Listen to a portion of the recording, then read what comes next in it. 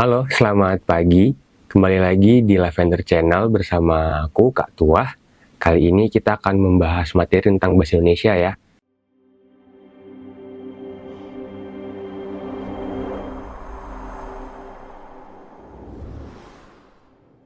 Oke, sekarang kita masuk ke materi makna kata ya. Jadi, tadi kita di video sebelumnya sudah membahas mengenai apa itu kata, kumpulan huruf yang memiliki makna. Sekarang kita membahas mengenai makna kata, karena kata nggak cuma dibedakan berdasarkan fungsinya dalam suatu kalimat, tapi juga berdasarkan maknanya. Ada banyak cara membedakan makna, tapi yang paling umum keluar itu adalah tentang makna kata, denotasi, dan konotasi. Apa nih yang teman-teman tahu tentang makna denotasi dan konotasi? Kira-kira udah cukup paham belum teman-teman sama materi denotasi dan konotasi? Kita lanjut aja ya. Oke, seperti yang kita tahu tentang materi kata, kata itu punya banyak banget fungsinya dalam suatu kalimat. Bisa jadi subjek, predikat, objek, pelengkap, dan keterangan. Di sini ada dua contoh kata. Ada dua contoh kalimat lebih tepatnya dengan kata yang sama. Yang pertama, ada kalimat dia pulang ke rumah untuk istirahat. Lalu kalimat kedua, bagiku kamu adalah rumah. Kedua kalimat ini dibentuk dengan struktur yang berbeda, tapi dengan kata yang sama, dengan satu kata yang sama, yaitu kata rumah. Dalam kalimat pertama, struktur kata rumah menempati struktur objek, dan di kalimat kedua menempati struktur pelengkap. Tapi rumah sendiri itu adalah kelas katanya nomina atau kata benda. Nah, di sini kalau kita lihat, dia menggunakan kata yang sama tapi memiliki makna yang berbeda. Ketika di kalimat pertama bilang dia pulang ke rumah untuk istirahat, itu tidak memiliki makna yang sama dengan bagiku kamu adalah rumah. Rumah sendiri dalam KBBI itu artinya adalah tempat tinggal.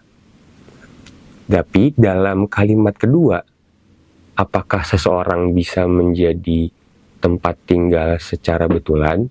Tentu tidak bisa. Lalu apa yang sebenarnya dimaksud di kalimat kedua?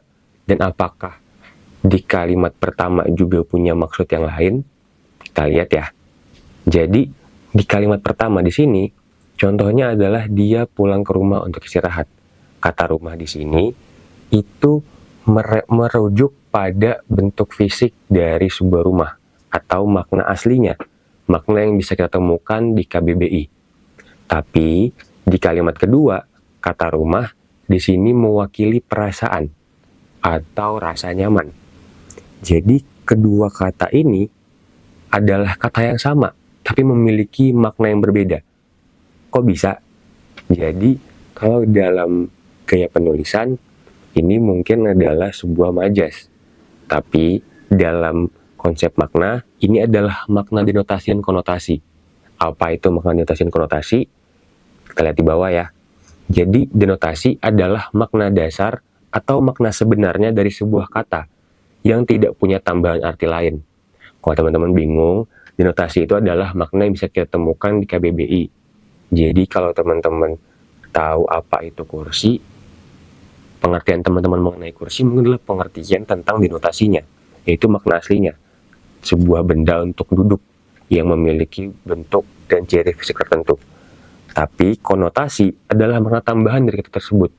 Biasanya memberikan pesan atau kesan tertentu. Konotasi berkaitan tentang budaya, bagaimana suatu kata dipersepsikan dalam sebuah masyarakat. Contohnya, di sini adalah kata rumah.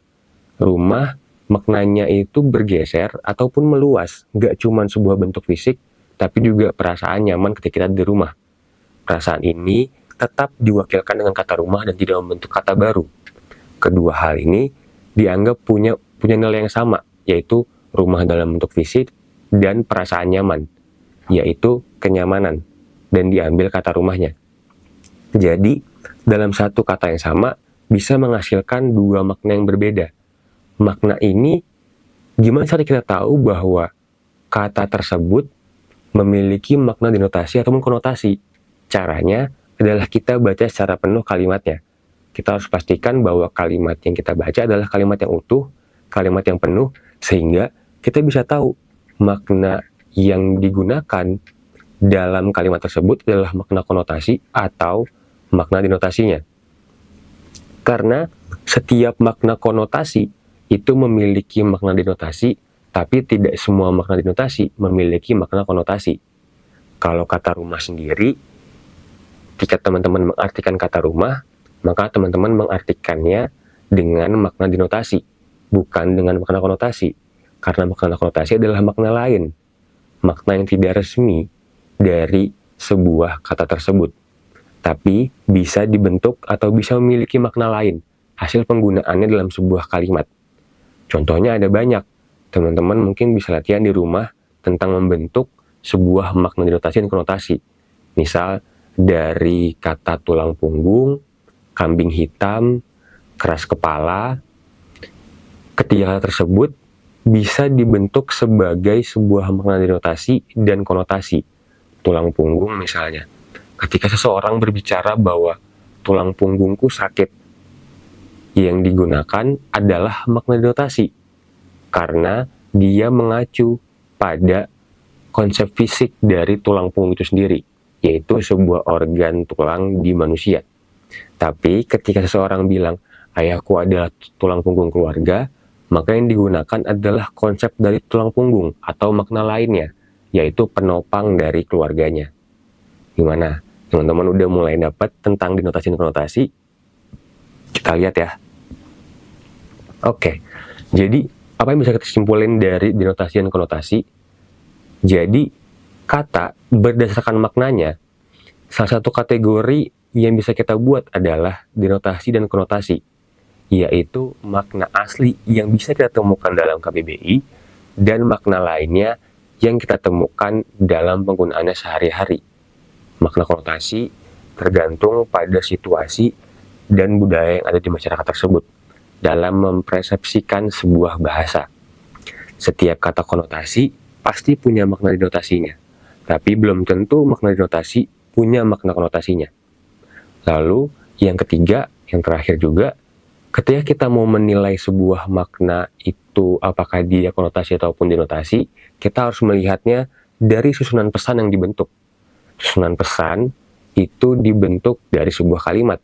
Maka dari itu kita harus lihat dulu kalimatnya. Ketika kalimatnya sudah kita lihat, maka kita sudah bisa melihat atau menganalisis apakah kata yang dipilih menggunakan makna denotasi ataupun konotasi. Gimana? Semoga teman-teman udah paham ya.